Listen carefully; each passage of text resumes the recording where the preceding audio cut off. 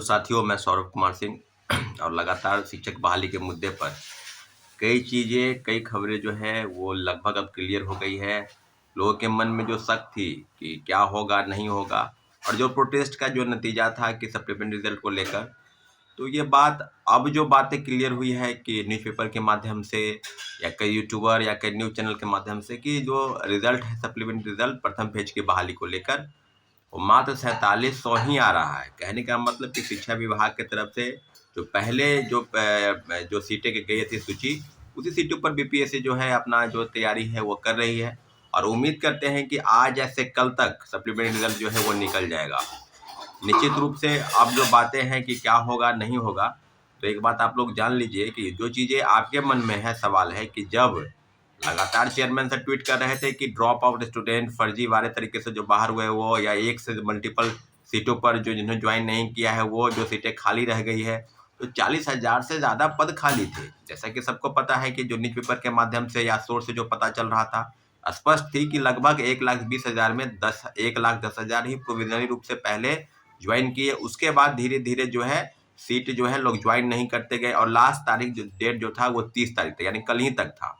तो नियोजित वाले के लिए भी वो चीज़ें थी कि उनको राज्यकर्मी का दर्जा मिलेगा तो वो ज्वाइन करेंगे या नहीं करेंगे, तो काफ़ी पापों की स्थिति में वो पहले से थे, उन्होंने भी ज्वाइन नहीं किया, तो सीटों का जो है आंकड़ा जो है वो बढ़कर कहाँ से कहाँ चला जाना चाहिए। अभी जो मामला चल रहा है कि बीएड वाला क्या होगा, एनआईओएस वाला क्या होगा, डीएलएड वाला क्या, तो काफ़ी चीज़ें हैं। तो डीएलएड एनआईओएस के मामले में अभी तक राज्य सरकार की तरफ से कोई ऐसा चिट्ठी नहीं आया है कि प्रथम फेज की बहाली में उनको लेना है या नहीं लेना है। परंतु सुप्रीम कोर्ट के फैसले का सम्मान सबको करना होगा, चाहे वो कोई व्यक्ति हो, चाहे संगठन हो, या आयोग हो, या कोई भी। तो कानून के, हाँ, सुप्रीम कोर्ट में एक रास्ता है कि रिव्यू पिटीशन डाला जा सकता है, परंतु रिव्यू पिटीशन के डिसीजन क्या होंगे, उस पर क्या असर पड़ेगा। प्रथम फेज की बहाली में डीएलएड एनआईओएस वाला जो मामला है, जिसमें 18 महीने के सर्टिफिकेट कोर्स की जो चीजें हैं उसको समाप्त कर दी गई है, यानी 1 to 5 के लिए डीएलएड की डिग्री जो है उसको मान्यता दी गई है, यानी 2 साल के कोर्स का। अब जो बातें हैं कि क्या 4700 ही रिजल्ट आएगा या जो सीटें खाली है, जैसा कि चेयरमैन सर स्पष्ट कर रहे थे कि 1 से ज्यादा सप्लीमेंट्री रिजल्ट जो है वो हम जारी करेंगे। तो अब जो चीजें हैं उस पर यह है कि आप समझ लीजिए सीधे सीधे कि हम जो पहले बताते थे कि यह घालमेल चल रहा है शिक्षा विभाग और बीपीएससी से, आज वो बात सही हो गया। आपको हम बता दें कि जब हम लोग प्रोटेस्ट किए, 4 दिन पहले धरना स्थल पर भी बैठे, उसके बाद परसों भी जो है हम लोग बीपीएससी का घेराव किए, शिक्षा विभाग के पास गए, गर्दनी बाग धरना स्थल पर बैठे। तो सब चीजों पर एक बात जान लीजिए कि 4700 रिजल्ट भी देने के पक्ष में नहीं थे। हम आपको पूरी ऐसा नहीं है कि आपको खुश करने के लिए हम बता दें कि 20,000 रिजल्ट आ जाएगा। अगर ये बात सच है तब, क्योंकि 4700 रिजल्ट की जो तैयारी है वो शुरू है, आज से कल तक में भी रिजल्ट दे सकते हैं, यानी 7 के पहले उनको हर हाल में रिजल्ट देना है। तो एक बात आप स्पष्ट बता देते हैं कि जब 7 की परीक्षाएं शुरू हो जाएगी, उसके बाद सप्लीमेंट्री रिजल्ट देगा या नहीं देगा, तो अभी तो यही है। और लगातार ये भी चीजें कही जा रही है कि जो सीटें खाली होंगी या खाली है उसको तीसरे फेज की बहाली में, जैसा कि सबको पता है कि अगस्त में तीसरे फेज की बहाली की जो परीक्षाएं हैं वो शुरू होगी। तो अब जो संभावना है कि क्या होगा, आपके मन में भी काफी सवाल है। अभ्यर्थी लगातार ये बात कर रहे हैं, तो एक ही रास्ता है, आपके सिवा कोई दूसरा रास्ता नहीं है। सप्लीमेंट्री रिजल्ट, सीटें बढ़ेंगी, क्योंकि 4,000 5,000 रिजल्ट का कहीं कोई मतलब नहीं रह जाता है। आप सीधे सीधे जानिए कि जितने भी कट ऑफ है उसी कट ऑफ पर रिजल्ट आएगा। इसमें जो डेट ऑफ बर्थ को लेकर जो मामला है, तो उसमें वो भी आप भूल जाइए कि डेट ऑफ बर्थ क्या होगा। तो अब जो चीज है कि क्या आपकी मंशा पर सवाल नहीं है, क्या आप लोग ही खुद नहीं चाहते हैं कि रिजल्ट आए?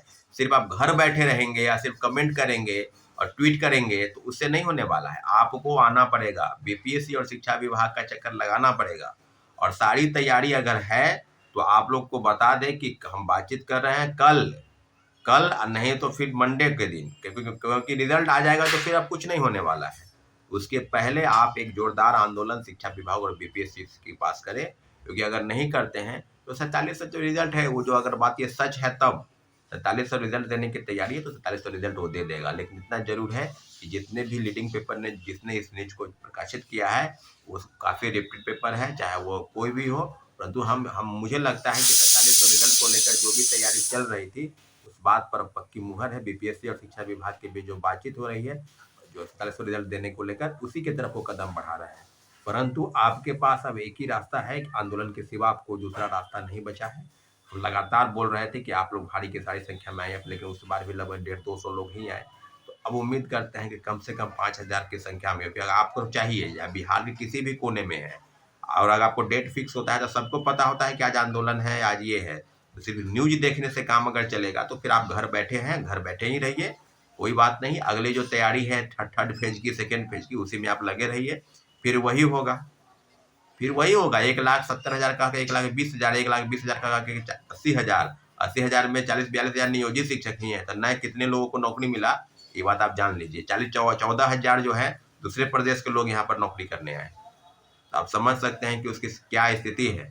तो अब जो चीजें है कि क्या बिहार सरकार के तरफ से जो भी सप्लीमेंट्री रिजल्ट को लेकर जो तैयारी चल रही है, उसमें बस आपके तरफ से एक ही गुंजाइश है, एक ही है कि आप जोरदार आंदोलन करें, जोरदार प्रोटेस्ट करें और अपनी मांगों को लेकर, क्योंकि इस पर आपका अधिकार है।